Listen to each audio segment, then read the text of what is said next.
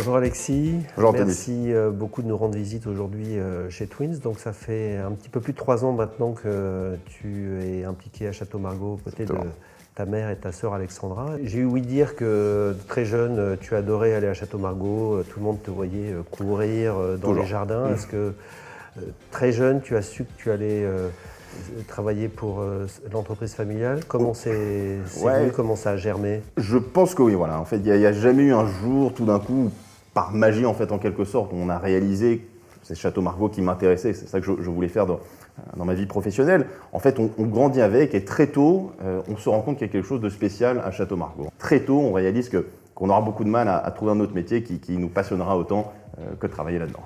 Alors, Château Margaux, c'est une entreprise très structurée, un des plus grands vins du monde.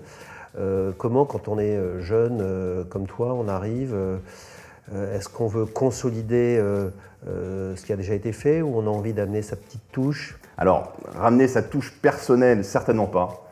Il faut avant tout, je pense, vraiment respecter Château Margaux, comprendre qu'on a plus de 500 ans d'histoire, qu'on est simplement de passage en quelque sorte, et surtout qu'on est au service de Château Margaux, c'est pas Château Margaux qui est à notre service. Pour autant, ne pas se reposer sur les lauriers, toujours essayer de perfectionner ce qui pourrait encore l'être. On fait rien parce que c'est à la mode, rien parce qu'on a envie de laisser une touche personnelle, on fait vraiment quelque chose parce qu'on sent et on est persuadé que ça apportera quelque chose à la qualité du vin de Château Margaux et donc à son image plus générale. Je sais que vous êtes très impliqué en recherche et développement avec des moyens évidemment qui vous permettent d'aller très loin dans ces recherches. Est-ce que tu peux m'en dire un petit peu plus? Oui, donc on met énormément de moyens dans les essais, dans les expérimentations que l'on fait, que ce soit dans les vignes ou dans les chais. On va essayer de faire des expérimentations sur différents types de vinification, différents types d'élevage, différents types de bouchons.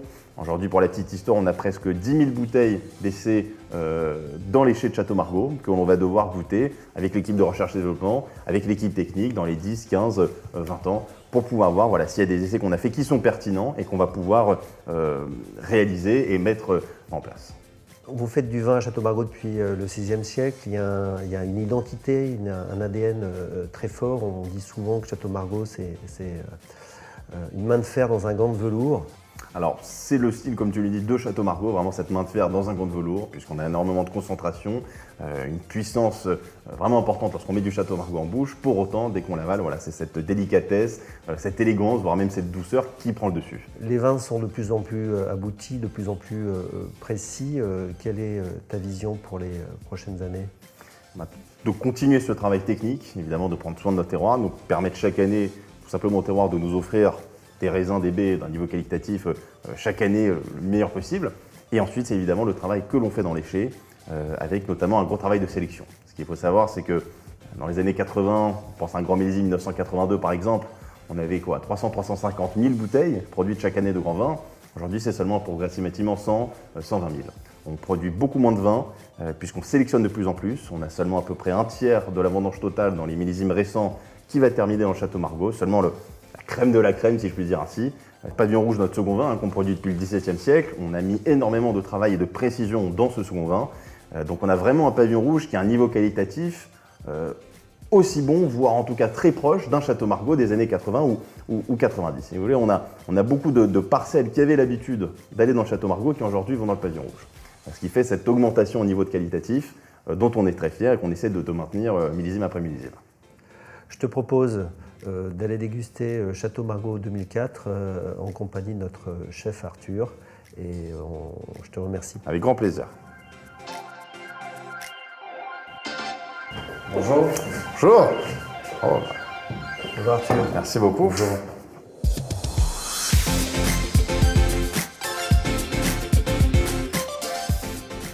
En fait, j'ai parti du produit brut qui est l'agneau, avec un aspect assez velours quand on prépare un jus. Puis j'ai décidé d'accompagner cet agneau avec le petit pois qui a un peu ce côté croquant et gras en bouche et apporter vraiment cette petite huile de menthe pour la fraîcheur, les petites pétales de souci pour le côté floral et puis le café, une petite poudre comme ça pour la torréfaction, on le sent un peu dans le vin.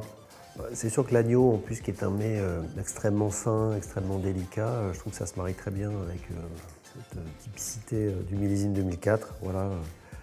On est dans la finesse, dans le raffinement, des deux côtés. Et on a ce 2004 d'une grande pureté, d'une grande fraîcheur, d'une grande élégance. et qui est un vin qui est prêt à boire depuis quasiment le début, depuis qu'il a été mis en bouteille. Comparé au 2003-2005, qui sont des millésimes qui ont pris un peu plus de temps avant de s'ouvrir. 2004 est buvable depuis le début et qui va évidemment continuer à se bonifier, continuer à gagner en complexité au fur et à mesure du temps et les années qu'il a devant lui. Je pense qu'avec un grand vin comme ça, une assiette aussi bien présentée et en bonne compagnie, c'est relativement facile d'obtenir un petit peu d'émotion lors de ces moments. Et merci beaucoup. Merci Arthur, bravo.